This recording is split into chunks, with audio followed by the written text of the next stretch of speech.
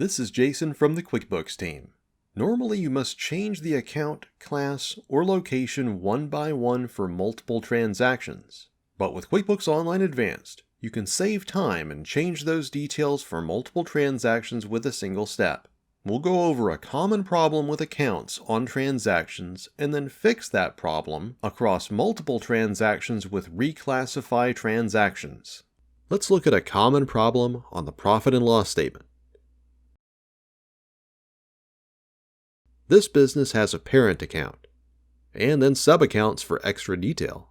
The problem is that some expenses were categorized to the parent account instead of to the sub-accounts.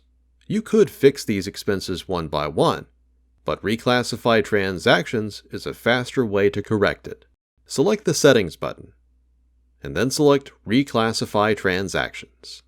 First, select the account that the transactions are currently categorized to. This menu helps you narrow down your choices to just the accounts that appear on the profit and loss statement or the balance sheet. You can also search for the account.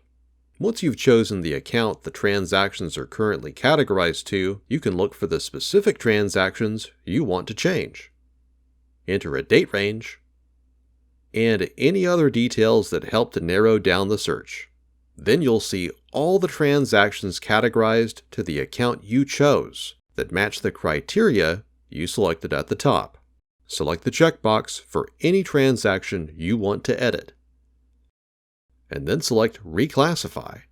From this screen, you can change the account, class, and location assigned to the transactions you selected. This is a great tool if you just turned on classes or locations and you need to assign a class or location to a lot of transactions at the same time. Choose the changes you want to make, and select Apply.